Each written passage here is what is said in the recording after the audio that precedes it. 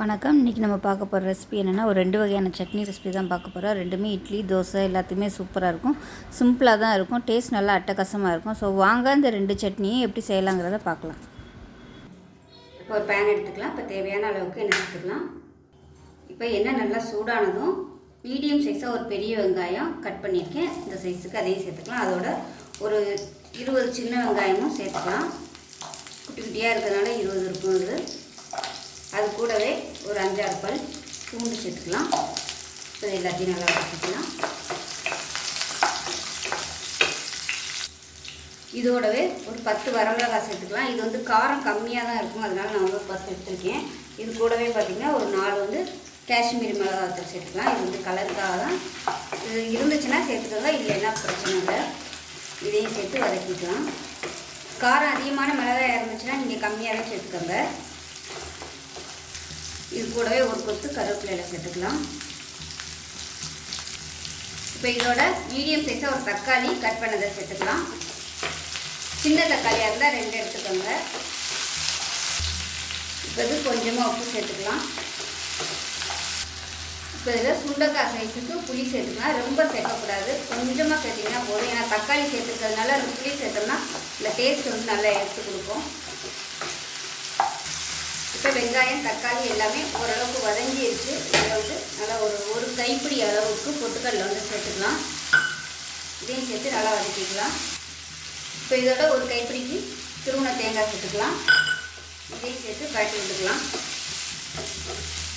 இப்போ இது எல்லாமே வதங்கிடுச்சு. கேஸ் அமர்த்திடலாம். அமர்த்திட்டு நல்லா ஒரு கைப்பிடி அளவுக்கு கொத்தமல்லி இலை சேர்த்துக்கலாம். சேர்த்து பரட்டி விட்டுக்கலாம். கேஸ் அமர்த்திட்டு சேர்த்துக்கணும் கொத்தமல்லி இலை. அப்போ தான் அரைக்கும்போது அந்த வாசனையாக இருக்கும் சட்னி. அந்த சூட்லேயே பரட்டி விட்டிங்கன்னா போதும். அவ்வளோதான்.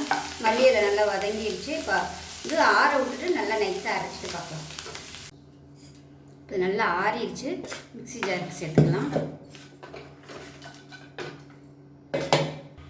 இப்போ இதை அரைச்சிட்டு வந்துட்டு பார்க்கலாம்.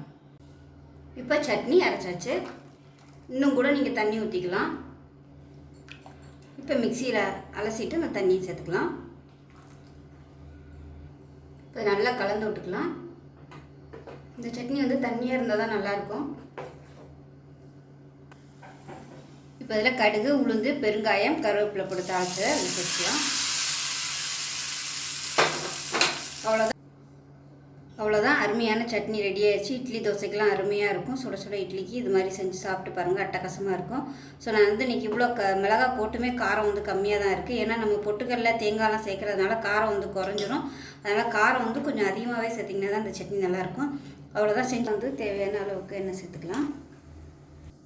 எண்ணெய் லேசாக சூடு ஏறும்போது 3 டேபிள் ஸ்பூன் கடலைப்பருப்பு சேர்த்துக்கலாம். கடலைப்பருப்பு வந்து எண்ணெய் காய்ச்சல் அதிகமாக இருந்துச்சுன்னா சட்டுன்னு கருகி போயிடும். அதனால் லேசாக சூடு ஏறினதுமே கடலைப்பருப்பை போட்டுட்டிங்கன்னா நல்லா வறுபட்டுரும். அதே சமயம் கலரும் மாறாது. இப்போ கடலைப்பருப்பு லைட்டாக சிவக்க ஆரம்பிக்குது. இதில் பார்த்திங்கன்னா ஒரு 10 to 15 வரமிளகாய் சேர்த்துக்கலாம். நல்லா சின்ன மிளகாயாக எடுத்திருக்கேன். இதோட ஒரு 4 பல் பூண்டு சேர்த்துக்கலாம். அதோட குட்டி குட்டியாக ஒரு 20 சின்ன வெங்காயம் எடுத்திருக்கேன். அதையும் சேர்த்து இப்போ இது எல்லாத்தையுமே நல்லா வதக்கிக்கலாம். இதோட ஒரு 2 கொத்து கருவேப்பிலையில் சேர்த்துக்கலாம். இப்போ இதில் மீடியம் சைஸாக ஒரு தக்காளி சேர்த்துக்கலாம். அதோட ஒரு கைப்பிடி அளவுக்கு நல்லா கொத்தமல்லி தண்டு வந்து சேர்த்துருக்கேன். நீங்கள் இலை வச்சுருந்தீங்கனாலும் சேர்த்துக்கோங்க. கொத்தமல்லி இலை எவ்வளோ சேர்க்குறீங்களோ அந்த அளவுக்கு நல்லாயிருக்கும். இது எல்லாமே நல்லா வதக்கிட்டு உப்பு சேர்த்துக்கலாம். சின்னதாக சுண்டைக்காய் சைஸுக்கு புளி சேர்த்துக்கலாம். பாருங்கள், வெங்காயம் தக்காளி எல்லாமே நல்லா மசிகிற அளவுக்கு வதக்கியாச்சு. இந்த அளவுக்கு வதக்கினீங்கன்னா தான் நல்லாயிருக்கும். அதே சமயம் கடலைப்பருப்பு பார்த்திங்கன்னா கருகவே இல்லை. கலர் வந்து கரெக்டான ஸ்டேஜில் இருக்குது. ரொம்ப கருகட்டோம்னா அந்த சட்னியோட டேஸ்ட்டே மாறிடும். வந்து அமர்த்திடலாம். அமர்த்திட்டு ஆற விட்டுட்டு நல்லா அரைச்சிட்டு பார்க்கலாம். இப்போ சட்னி வந்து அரைச்சாச்சு. இப்போ வந்து ஒரு பவுலுக்கு மாற்றிக்கலாம். இப்போ மிக்சியை அலசிட்டு அதுலேயும் தண்ணி சேர்த்து ஊற்றிக்கலாம். இப்போ பாருங்கள், கடுகு, உளுந்து, கருவேப்பிலை, பெருங்காயம் போட்டு தாளிச்சிருக்கேன். இப்போ சேர்த்துக்கலாம். இப்போ நமக்கு சட்னி ரெடி ஆயிடுச்சு. இப்போ தோசை மாவு எப்படி இருக்குன்னு பார்க்கலாம். ஆட்டி நல்லா கரைச்சி வச்சுட்டேன் உப்பு போட்டு. நல்லா ஒரு 8 மணி நேரம் புளிச்சிருச்சு. இது வந்து ரொம்ப புளிக்கலை, இப்போ தான் புளிக்க ஆரம்பிச்சிருக்குது. தோசைக்கு வந்து எப்போயுமே மாவு ரொம்ப புளிப்பாக இருந்துச்சுன்னா உங்களுக்கு தோசை வந்து வரவே வராது, கல்லில் ஒட்டிக்கிட்டு வரவே வராது. ஸோ ரொம்ப புளிப்பு இல்லாமல் இருந்துச்சுன்னா தான் தோசை வந்து நல்லா உங்களுக்கு கிறிஸ்பியாக வரும். இதை வந்து நல்லா கலந்து விட்டுலாம். இப்போ எவ்வளோ மாவும் தேவைப்படாது, அதனால் கொஞ்சமாக மாவு எடுத்துக்கலாம். எவ்வளோ தேவையோ அதுக்கு தகுந்த மாதிரி மாவு எடுத்துக்கலாம். இப்போ ஒரு 7 மணி நேரம் இருக்கும், 7 மணி நேரம் 8 மணி நேரம் தான். அதுக்கு மேலே விட்டோம்னா ரொம்ப அப்படியே புளிக்க ஆரம்பிச்சிடும். இதோட தூக்கி ஃப்ரிட்ஜில் வச்சிட்டோம்னா கரெக்டாக இருக்கும். இப்போ இந்த மாவு வந்து நம்ம ஃப்ரிட்ஜில் வச்சிடலாம்.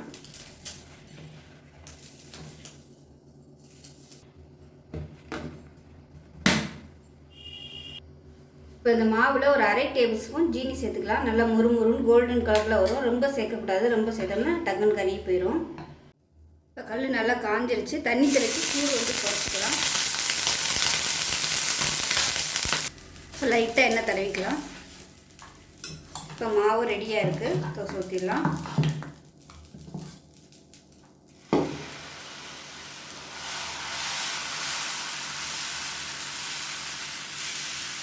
இப்போ இதில் நெய்யும் எண்ணெயும் கலந்து வச்சுருக்கேன், அது மேலே அப்படியே சேர்த்துக்கலாம்.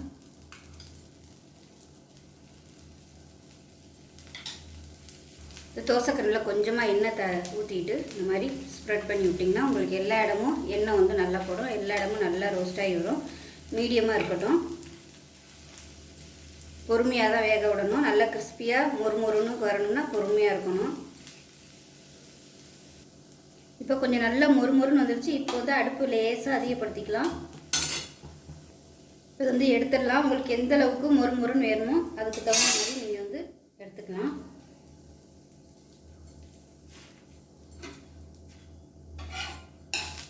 அருமையான மொறுமொறுன்னு தோசை ரெடி ஆயிடுச்சு. இப்போ இன்னொரு தோசை ஊற்றிக்கலாம். தண்ணி தெளித்து சூடு குறைச்சிக்கோங்க, இல்லைன்னா தோசை வந்து இழுக்கிறதுக்கு வராது.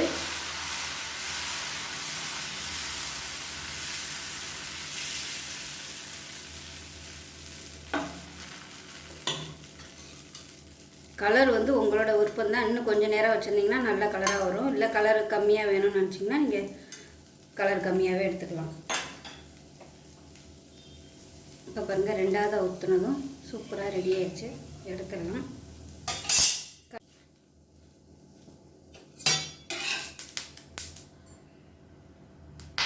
இப்போ பாருங்கள், அருமையான மொறுமொறுன்னு தோசையும் நெய் ரோஸ்ட்டும் அதுக்கு சூப்பரான ஒரு சட்னி ரெடி பண்ணியாச்சு. ஸோ இன்றைக்கி நைட்டுக்கு வந்து இதை செஞ்சுருக்கேன். ஸோ குழந்தைகளுக்குலாம் வந்து இந்த மாதிரி மொறுமொறுன்னு சுட்டு கொடுத்தீங்கன்னா ரொம்ப விரும்பி சாப்பிடுவாங்க. ஸோ இதே அளவுகளோட மாவு அரைச்சி ட்ரை பண்ணி பாருங்கள், எப்படி வந்துச்சுங்கிறத சொல்லுங்கள். வீடியோ பிடிச்சின்னா லைக் பண்ணுங்கள், கமெண்ட் பண்ணுங்கள், சேனலை சப்ஸ்கிரைப் பண்ணுங்கள், பக்கத்தில் உள்ள பெல் பட்டனையும் ப்ரெஸ் பண்ணுங்கள். நன்றி.